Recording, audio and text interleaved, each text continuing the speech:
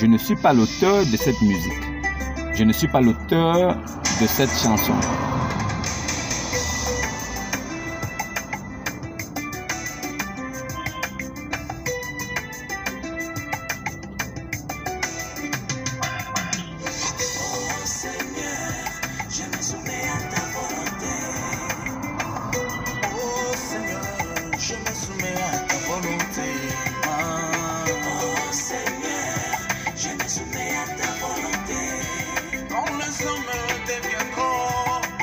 Amis de l'argent, fanfaron, ennemis des gens de bien, ennemis de la vérité. Quand la vérité est prêchée quelque part, quand la bonne nouvelle du royaume est annoncée quelque part, alors il y aura toujours des gens pour nier, pour venir contester, pour venir dire que ce n'est pas ça. Mais tout ce que moi je dis est tiré des Saintes Écritures. La base sur laquelle je m'appuie pour dire ces choses, c'est l'Esprit de Dieu. Ceux qui disent que ce que je dis est faux, ils blasphèment contre le Saint-Esprit. Alors, shalom, soyez tous salués dans le puissant nom de notre Seigneur Jésus. C'est le nom qui a été donné au-dessus de tous les noms. Alors, c'est le nom qui commande tous les noms. S'il y a un nom ou un Dieu qui s'appelle Allah, le nom de Jésus commande ce nom. S'il y a une personne qui s'appelle Muhammad, le nom de Jésus commande ce nom. C'est le nom qui a été donné au-dessus de tout nom. Afin que quand on prononce ce nom, quand ce nom est prononcé quelque part ou est cité quelque part, tous genoux fléchissent dans la terre, sous la terre, dans l'univers, partout dans le monde. Si Allah est quelque part sur la terre, dès que le nom de Jésus est prononcé, Allah fléchit ses genoux. Allah a des pieds, des jambes, il a un tibia. Allah, c'est un homme, il est humain. Selon les propos de Mohammed, Allah est humain. Et Allah réside en enfer. Allah réside en enfer. Allah est assis à côté de la porte de l'enfer. Même quand l'enfer sera plein, l'enfer va toujours réclamer des âmes. Mais c'est le jour où Allah va mettre les pieds en enfer. Il sera le dernier à rentrer parce que c'est lui le maître de l'enfer. C'est l'orgueilleux et le repentant. Le jour qu'il mettra les pieds en enfer, l'enfer dira c'est bon, c'est bon, c'est bon. Tout est rempli. Il ira remplir. En lui seul, il va remplir l'enfer. Voilà pourquoi il sait qu'il lui reste peu de temps. Alors, il convainc des gens. Il amène des gens à la perdition. La vérité doit paraître à vos yeux pour que vous sachiez que vous étiez dans les ténèbres et que vous reveniez à la vérité. La vérité, c'est Jésus. C'est lui qui est la lumière, la vérité et la vie. Si tu n'as pas Jésus, tu n'as pas la lumière, tu n'as pas la vérité, tu n'as pas la vie éternelle. Alors, pour avoir la vie éternelle, tu dois avoir Jésus. Si tu as Jésus, tu as la paix et tu as le salut. Parce que Jésus est la paix et le salut. Pour l'homme, pour celui qui veut vivre après la mort, pour le salut de ton âme, pour ne pas connaître la seconde mort, pour ne pas passer en jugement, car tous ceux qui sont en Christ ne passeront point en jugement. C'est la raison pour laquelle je vous exhorte, vous qui écoutez et qui suivez mes vidéos, croyez en Jésus, mettez foi, mais cela ne dépend pas de vous. C'est un don gratuit de Dieu. Si vous êtes chrétien, cela ne dépend pas de vous. C'est Dieu qui fait miséricorde à qui il veut. C'est lui qui donne la croyance là, la foi gratuite. C'est un don gratuit que Dieu donne à ses enfants pour qu'ils croient fermement et qu'ils soient rassurés, pour qu'ils soient sauvés. Et c'est la grâce qui va les sauver. Ce n'est pas par les bonnes œuvres. C'est pour ça que lui-même, Mohammed, il a dit de sa propre bouche que soyez sûrs, aucun de vous n'héritera le paradis grâce à ses bonnes œuvres. Vous voulez savoir là où il a dit ça? Mohammed a disqualifié tous les musulmans. Mohammed a dit aux musulmans d'aujourd'hui qui disent que c'est parce qu'ils font 5 prières, ils accomplissent la salat, la zakat, ils croient au signe, ils sont dans les mosquées et ils sont musulmans. Ils sont sûrs qu'ils iront au paradis. Ils iront dans les jardins au cours des ruisseaux. Mais Allah les a disqualifiés. Allah a disqualifié l'islam avec deux hadiths authentiques qui sont saïds, certifiés par tous les savants musulmans. Alors, Allah a dit et Allah a disqualifié tous les musulmans accompagnés de son gars Mohammed. Voilà un prophète qui est venu. Il dit, celui qui doit croire en Dieu doit croire en lui. Celui qui doit croire en Dieu doit croire en lui. Alors, qu'est-ce qu'il a fait pour que nous puissions croire en lui? Mohammed, à la dernière minute, n'oubliez pas que Mohammed était un catholique. Il avait été baptisé par un moine catholique appelé Chan de Faïra. C'est le cousin de sa femme, Waraka ibn Nafé, qui l'avait amené là-bas. C'est là-bas où Mohammed a connu cette petite branche de l'évangile qu'il a rencontrée dans le Coran. la petite partie de l'évangile que vous trouvez dans le Coran, ça vient de Waraka ibn Nafer, le cousin de Khadija, sa première femme, et du moine Chan de Faïra qu'il avait baptisé. Muhammad fut baptisé par Chan de Faïra, un moine catholique. Et après, il a commencé son ministère, ne connaissant pas ce que signifie l'esprit et l'âme. Muhammad avait toutes les mélanges dans sa tête. Muhammad confondait l'Esprit Saint à l'Esprit Gabriel, il mélangeait tout. Muhammad ne connaissait pas ce que c'était l'Esprit Saint, il ne connaissait pas ce que c'était l'ange. Muhammad a dit qu'un ange est un esprit et qu'un esprit est un ange. Ce qui est archi faux. Ça n'existe nulle part. Un ange ne peut pas être un esprit. Je mets au défi ici tous les savants musulmans qui pensent détenir la vérité, qui croient qu'en partant dans les réseaux sociaux, en racontant n'importe quoi, ils seront entendus. Mais la vérité vient de la part, de la bouche du Coran lui-même. C'est le Coran qui parle et ce sont les livres de l'islam qui parlent elles-mêmes. Les livres parlent eux-mêmes pour informer le monde, pour dire que Mohammed c'est l'imposture la plus scandaleuse qui a existé. Comment un homme peut venir de la part de Jésus? Il vient me dire le contraire de ce que Jésus a dit. Qu'est-ce que vous en pensez? Si moi je t'envoie, tu es mon émissaire, tu vas pour dire ce que je t'ai envoyé dire. Tu vas pour répéter les paroles que je t'ai enseignées. Tu ne peux pas dire ce qui est dans ta tête. Alors, comment c'est possible? Comment c'est possible? Je ne suis pas auteur de la musique qui passe là. Je l'utilise seulement pour parfaire mes vidéos. Comment c'est possible que moi je t'envoie pour aller exécuter une mission? Si vous dites que c'est Jésus qui a envoyé Mohammed et que Mohammed est venu de la part de Jésus, alors pourquoi Mohammed n'a pas enseigné les mêmes choses que Jésus a enseigné? Pourquoi Mohammed est venu dire le contraire de ce que Jésus a enseigné? Pourquoi Mohammed est venu dire qu'au paradis là-bas, chaque musulman aura 72 vierges? Pourquoi Mohammed est venu dire que les démons ont écouté la lecture du Coran? Ils ont dit quelle lecture merveilleuse et en même temps, paf, ils sont devenus des musulmans. Ils n'ont même pas resté la shahada, mais ils sont devenus des musulmans. Comment un démon peut devenir un croyant et aller au ciel? Les preuves là, pour ceux qui sont croyants, c'est de croire en Jésus Issa et de prendre le baptême. Mais les musulmans ne le font pas. Mais ils disent qu'ils croient en Jésus. Ils disent que Jésus est un prophète. Mais Jésus est le seul prophète qui a accompli les miracles comme Moïse. Mohammed n'a accompli aucun miracle. Mohammed est mort empoisonné par une juive, Zenabo, à Kaïba. Il a mangé le mouton. Elle avait mis le poison parce qu'il a tué toute sa famille. Il a tué son mari. Comme elle était belle, il ne l'a pas tuée. Il l'a gardée en vie. Alors qu'est-ce qu'elle a fait? Il lui a dit, fais-moi manger. Pensant qu'elle était soumise parce qu'elle avait peur de lui. Il disait que moi, tout le monde doit me craindre parce que je suis le messager de Allah. Alors la femme a dit, ok d'accord, si toi tu es vraiment un prophète, un vrai prophète de Dieu, je vais mettre le poison dans sur le mouton là. Si tu manges, ça ne te fait rien. Alors je saurai vraiment que tu es un prophète. Pourquoi? La femme juive connaissait les Saintes Écritures. Elle savait qu'un homme de Dieu, s'il est empoisonné, s'il boit un breuvage mortel, s'il est piqué par une piqûre de scorpion, tout ça, il ne peut pas mourir parce que Dieu le protège. Mais il ne doit pas tenter le Seigneur en le faisant lui-même. Mais s'il prend ça sans le savoir, ça ne lui fera aucun mal. C'est pour ça qu'elle a mis le poison sur le mouton pour que lui mange et pour qu'elle puisse voir. Alors dès qu'il a mangé avec ses califes, deux sont tombés sur place, ils sont morts. Lui, il est tombé mais il n'est pas mort. Il a informé les autres en disant, oh, ne mangez pas.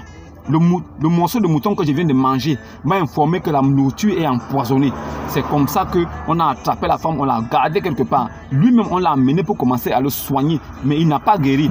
Il souffrait de plus en plus. Chaque jour, sa douleur s'amplifiait. Il devenait de plus en plus malade et malheureux. Il criait comme un enfant abandonné, comme un chien errant, affamé. Il était dans des atroces souffrances. C'est la raison pour laquelle Aïcha elle-même a dit qu'elle n'a jamais vu un homme souffrir autant de sa vie. C'était la première fois qu'elle voit la douleur physique. Elle avait vu la douleur physique. Un homme qui souffrait, le martyr. Sa douleur était atroce. Il n'y avait pas un médicament pour calmer ça.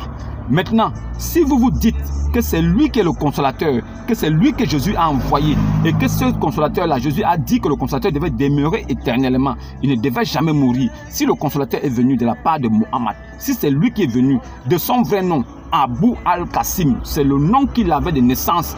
Il a juste adopté le nom de Mohammed qui signifie le très louangé pour se prendre la tête et dominer les autres. Le très louangé ne l'appartient pas. Ce nom-là appartient à Jésus. Le très louangé, celui à qui mérite la louange, c'est Jésus-Christ de Nazareth. Ce n'est pas Mohammed. Il a pris ce nom-là, Mohammed, pour pouvoir s'accaparer et devenir quelqu'un. Il pensait pouvoir tricher et ruser les Juifs et devenir comme un prophète pour eux. Mais les Juifs le connaissaient. Ils lui ont dit, toi, tu ne peux pas être un prophète. Tu dis que tu es un prophète comme Moïse. Il a dit, oui, je suis un prophète comme Moïse. Voici les preuves. Le Coran écrit, les versets coraniques. Les gens lui ont dit, non. Être comme Moïse là, ce n'est pas des versets coraniques. C'est faux. Même Moïse a écrit le livre. Ce qui va faire, c'est que nous croyons que c'est toi qui es un prophète comme Moïse là. c'est les preuves et les signes. Quelles sont les preuves et les signes? Ce sont les miracles, accomplir les miracles. Jésus, quand Moïse est né, on voulait tuer les enfants premiers-nés. Sa mère l'a mis dans un ruisseau, elle l'a jeté. C'est la fille de Pharaon qui l'a récupéré. Mais, en ce qui concerne Jésus, aussi, quand il est né, on avait demandé de tuer les enfants nouveau-nés. Son père et sa mère ont fui avec lui. Ce sont les mêmes signes. Et en même temps aussi, Moïse était Dieu pour Pharaon. Moïse a fait Dieu. Dieu a fait Moïse Dieu pour Pharaon. Et Aaron son prophète. Et les signes et les miracles qu'a accompli Moïse devant les yeux de Pharaon et devant tout Israël pour prouver que c'est lui vraiment Dieu qui a suscité Moïse. Les signes évidents pour que des hommes sachent que Moïse avait le véritable Dieu avec lui. C'est ce que Pharaon a reconnu, même s'il était mécréant. Parce que Dieu a endurci le cœur de Pharaon pour que Pharaon ne croie pas. Mais sinon, si ce n'était pas le cas, Pharaon aurait cru. Parce que les miracles et les signes évidents et les preuves évidentes que Moïse a accompli avec en main forte devant Pharaon devaient montrer à toute l'humanité que vraiment lui, il est l'envoyé du vrai Dieu. Jésus est venu aussi. Il a accompli des miracles et il a posé des preuves. Il a ressuscité des morts. Il a formé l'argile. À la forme d'un oiseau, il a soufflé dedans. L'oiseau a pris vie. Jésus-Christ a ressuscité les morts. Il a guéri les malades. Il a soigné les paralytiques. Jésus-Christ, il est mort lui-même. Il est ressuscité. Jésus a accompli des miracles évidents pour que le monde entier sache qu'il est vraiment comme Moïse. C'est lui qui est Deutéronome 18 annoncé dans la Torah. Jésus est venu annoncer ce qui avait été annoncé dans la Torah de lui. Un prophète comme Moïse, Muhammad est disqualifié. Pourquoi je le dis? Muhammad lui-même, il croit en la grâce. Muhammad lui-même, il a dit que c'est la grâce qui peut sauver. Muhammad lui-même, il est venu, il a reconnu que ce n'est pas la grâce seule qu'on peut être sauvé. Alors, si les musulmans aujourd'hui disent que pour être sauvé, il faut faire 5 prières, 6 prières, il faut cogner la tête au sol, il faut regarder à gauche, à droite, il faut regarder vers le soleil avant de prier, il ne faut pas faire caca en regardant vers le soleil, il faut laver les oreilles parce que Satan fait pipi dedans, il faut laver les narines parce que Satan dort au fond des narines, il faut. Tout ces il faut là, on appelle ça la religion. Religare, la religion. Faire des œuvres pour plaire à quelque chose. Les musulmans font des œuvres pour plaire à un Dieu. Que peux-tu faire pour plaire à une divinité qui n'a aucun sentiment, qui est Dieu tout-puissant? Il n'y a rien qu'un homme puisse faire pour être sauvé parce qu'il veut plaire. Mais si tu es enfant de celui qui est là, si tu quittes l'esclavage, parce que Allah, il se permet d'appeler tous les Abdouls, les musulmans, mes esclaves. Oh, mes esclaves, craignez-moi donc. Allah menace des musulmans des couches de feu sur la tête et sous les pieds. Voilà de quoi menace Allah tous les musulmans et les Abdouls s'ils ne respectent pas ce que lui il dit. Mais lui-même Allah, il est l'orgueilleux. Il est l'orgueilleux. Comment un Dieu peut être l'orgueilleux? C'est Satan. Comment un Dieu peut être le plus rusé? C'est Satan. Allah est le rusé. Allah est le meilleur des rusés. Il est le meilleur en stratagème. Celui qui est meilleur en ruse, c'est le serpent ancien. Allah, c'est le serpent ancien. Quand vous écrivez Allah en arabe, c'est un serpent avec une épée et une couronne. Est-ce que vous savez que Allah s'écrit en arabe un serpent, une couronne et une épée? Est-ce que vous le savez? Comment Dieu peut-il être un serpent avec une épée et une couronne? C'est Satan, c'est Shaitan. Allah en réalité c'est Shaitan, ce ne peut pas être Dieu. Alors ce Dieu-là qui prie, ce Dieu-là qui prie dans la sourate 33 verset 56, ce Dieu qui prie, lui et ses anges, sourate 33 verset 56, certes Allah prie et ses anges. Oh, vous qui croyez, oh, vous qui croyez aussi, vous les musulmans, priez sur Muhammad et adressez-lui vos salutations. Allah prie avec ses anges. Allah prie. Il appelle les anges en renfort. Il prie sur Muhammad. Et il demande aussi à tous les musulmans, les Abdouls, de prier sur lui et de adresser les salutations. Comme si c'était lui qui était plus grand que Allah. Voilà quelqu'un qui est venu, il était plus grand que son Dieu. Lui, Abu al-Qasim, était plus grand que Dieu lui-même. Il était plus grand que le Dieu des Arabes. Il était plus grand que le Dieu de l'Arabie Saoudite. Muhammad était plus grand que Allah, Allah, le plus grand Dieu des Arabes. Ce gars, il était le Dieu tout-puissant des Arabes. Il commandait même Allah. La preuve, c'est qu'il sortait les versets coraniques pour se faire plaisir à lui. Apparemment, il avait toujours des versets coraniques qui allaient à l'encontre. Ça veut dire qu'il partait toujours épouser ses idées. C'est-à-dire que sa perversité était accompagnée par Allah. Allah accompagnait Muhammad par toute cette perversité, était accompagnée par Allah. Allah aidait Muhammad à réaliser sa perversité sur la terre. Voilà un Dieu qui est soumis à un homme mortel, un homme qui est mort, qui n'est pas ressuscité. Si vraiment Muhammad est lui le consolateur, pourquoi il est mort empoisonné? Pourquoi le poison a eu raison de lui à Taïba? Pourquoi il pleurait, il chiait sur place, il cabinait? Pourquoi Muhammad est mort? Ses adeptes l'ont mis dans la Kaaba avec l'épée. Ils ont attaché un cheval blanc près de la maison, se disant qu'après 3 jours, lui aussi va ressusciter et il va aller conquérir le monde. Muhammad a commencé à pourrir, à sentir. Ils étaient obligés de l'enterrer là-bas. C'est pour ça que ce gars est enterré à la Kaaba. Muhammad était l'imposture la plus scandaleuse. Il ne peut jamais être Deutéronome 18-18 et il ne peut jamais être le consolateur. Jésus qui n'a jamais envoyé Muhammad. Le consolateur là devait demeurer éternellement. Et les disciples étaient avec le consolateur le moment où Jésus parlait. Car les disciples connaissaient les deux consolateurs et le consolateur demeurait avec eux. L'esprit de vérité que le monde ne peut recevoir car il ne le connaît pas, il ne le voit pas. Mais les hommes ont vu Muhammad 700 ans après Jésus. Comment est-ce qu'il peut être le consolateur? Donc l'esprit de Dieu, l'esprit saint, l'esprit de vérité peut-il mourir empoisonné? Muhammad est mort empoisonné, donc c'est lui le consolateur. Il y a quoi à vous, continuez dans ça. Mais aujourd'hui là, je vais vous apporter une sourate et un verset biblique qui va vous faire comprendre que Muhammad, il a abandonné le navire des musulmans. En fait, les musulmans sont vraiment des esclaves et des orphelins. Tous les musulmans de la terre sont des esclaves et des orphelins. Je le dis pourquoi. Allez-y lire Saïd al-Bukhari, tome 4, page 871, hadith 64-67. Saïd al-Bukhari, tome 4, page 871, hadith 64-67. Allez-y lire ça. Muhammad lui-même, il dit à tous les musulmans, au soir de sa vie, quand il devait déjà mourir, il dit faites au mieux pour vous rapprocher de l'idéal. C'est-à-dire que faites au mieux, autant que vous pouvez, de vous rapprocher de l'idéal. Parce qu'il lui-même sait que pour être parfait, c'est impossible. Mais il a dit de se débrouiller, de faire des efforts, de se battre pour se rapprocher de l'idéal. Car, je vous le dis, en vérité, aucune personne parmi vous n'accédera au paradis grâce à ses bonnes œuvres.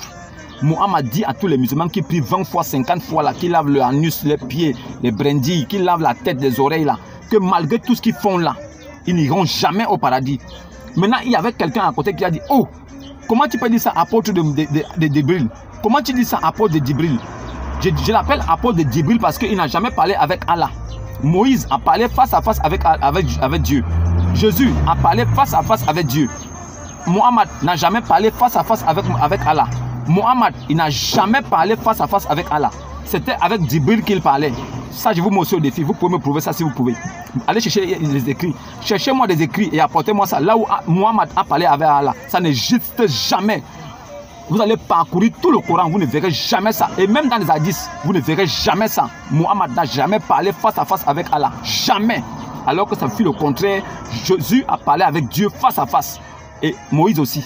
Maintenant, ce gars, si vraiment, comme vous le dites là, que Muhammad, c'est lui qui est le meilleur des prophètes, c'est lui qui est le sceau des prophètes, si vous le dites vraiment, si vous croyez vraiment que c'est lui, alors expliquez-nous comment il est mort. Pourquoi il est mort? Qu'est-ce qu'il a tué? Qu'est-ce qui a tué Muhammad? Maintenant, Muhammad lui-même, il dit qu'aucun musulman n'est pas allé au paradis grâce à ses bonnes œuvres. Cela signifie quoi? Saïd al-Bukhari, tome 4, page 871, hadith 64-67. Allez-y lire. Muhammad dit qu'aucun musulman ne pourra aller au paradis parce qu'il lave ses fesses, il lave ses pieds. Aucun. Parce qu'il donne mieux au lait aux gens. Il se rend gentil en partageant les gâteaux. Aucun. Maintenant, il y avait quelqu'un parmi eux qui lui a posé la question. Même toi, le messager de Allah, même toi, il a dit oui, même moi, à moins que Dieu ne me fasse grâce de sa miséricorde et de son pardon. Donc il sait pertinemment que malgré tous les efforts qu'il avait faits et que vous faites aussi aujourd'hui, ce n'est pas les bonnes œuvres qui peuvent vous sauver. Vous allez aller en enfer avec vos bonnes œuvres. Sauf si vous croyez, car c'est la grâce Ce n'est pas le moyen de la foi. Ce n'est pas par les œuvres. C'est le moyen de la foi qui peut nous sauver. C'est un don gratuit. On est sauvé par prédestination, parce que Dieu nous a aimés, par bonté de Dieu. On n'est pas sauvé parce qu'on a bien marché. On marche comment? Comme ça. Oh non, il faut bien marcher pour aller au paradis. Ceux qui pensent qu'il faut bien marcher là, vous n'irez jamais nulle part. Réveillez-vous. Sortez de l'islam. On vous a menti. Il y a une deuxième sourate encore, une deuxième écriture que je vais vous donner qui concerne encore Mohammed. Mohammed a dit qu'après sa mort, son âme va reposer entre les mains de Jésus. Alors, pourquoi l'âme de Mohammed va reposer entre les mains de Jésus si Jésus n'est pas Dieu? Pourquoi Mohammed n'a pas dit que son âme va reposer entre les mains de Allah, mais il dit entre les mains de Jésus? Vous ne me croyez pas? Saïd Al-Bukhari, tome 2, page 3448. Saïd Al-Bukhari, tome 2, page 3448. Allez-y vérifier. Mohammed a dit que son âme va reposer entre les mains de Jésus. Alors qui est Jésus pour prendre l'âme de Mohammed? Si ce n'est pas Dieu. Alors si Mohammed dit que ce n'est pas les bonnes œuvres qui peuvent sauver un musulman, ça veut dire que ce n'est que la grâce. Et Mohammed lui-même a reconnu que oui, c'est la grâce. Mohammed a abandonné tous les musulmans. Celui qui va rester encore dans l'islam après avoir suivi cette vidéo, allez-y vérifier. Tous les musulmans qui suivent cette vidéo, allez vérifier si vous restez encore dans l'islam. C'est que vous êtes des maudits. Je vous jure, quelqu'un qui meurt musulman, il va en enfer. Il ne peut pas être sauvé. Mohammed lui-même, il a cru en la grâce. Il vous a abandonné. Vous êtes des orphelins. Voilà pourquoi Allah vous menace. Vous êtes des esclaves. Nous, nos chrétiens là, nous sommes des fils de Dieu. Nous sommes des fils. Un fils hérite de son père. Mais un esclave là, c'est un tâcheron. C'est un boy. C'est une boniche. Il travaille dans ma maison. Un esclave travaille dans ma maison, mais rien ne l'appartient. Le jour que je suis fâché, je le chasse. C'est ça un esclave. Par contre, mon propre fils, il ne travaille pas dans la maison. S'il veut, il travaille. S'il veut, il ne travaille pas. C'est mon fils. Le jour que je parle là, tout ça c'est pour lui. C'est ça là être chrétien. Vous qui êtes musulmans, vous êtes des boys dans des maisons. On va vous chasser le jour venu. Même si on ne vous chasse pas, vous allez partir. Vous n'êtes pas nos enfants. Mais celui qui est enfant de la personne, il est là jusqu'à la mort. C'est ça là être chrétien. Réveillez-vous, sortez de l'islam. Mohammed vous a trompé. Allah aussi vous a trompé, Seigneur. Sortez de là. Sortez de là. Sortez de là. Mohammed vous a trompé. Mohammed vous a trompé. Mohammed vous a trompé. Sortez de l'islam. Sortez de l'islam. Mohammed vous a trompé. Mohammed vous a eu. Écoutez bien ça. Je ne suis pas responsable et je ne suis pas l'auteur de cette musique. Mais écoutez les paroles là. Écoutez bien ces paroles. Écoutez bien. Qu'est-ce qu'un enfant peut-il faire pour ne plus être l'enfant de son père? Qu'est-ce qu'il peut faire? Écoutez bien. Qu'est-ce qu'un enfant senti Des entrailles de son père pourrait-il faire pour ne plus être l'enfant de cet homme? Jésus, je suis ton fils, puisse ta grâce m'environner. Je suis un enfant prodige, ouvre-moi tes bras d'amour. Je suis l'enfant de Jésus. Même si je chie, même si je fornique, même si je fais des choses bizarres, ça n'enlèvera jamais le nom de mon père dans l'acte de naissance que je porte. Je serai toujours l'enfant de mon père, même si je suis un tueur, même si je suis un meurtrier, même si je suis un voleur. Je serai toujours l'enfant de mon père. Je porterai toujours le nom de mon père dans mon acte de naissance, parce que je suis son fils. C'est ce que nous les chrétiens, nous sommes devant Dieu. Alors que vous les musulmans, vous êtes des esclaves de Allah. Il va vous chasser de chez lui. Restez là-bas, vous allez voir avec vos yeux. Shalom et à demain. Jésus, si je te sers, c'est par amour.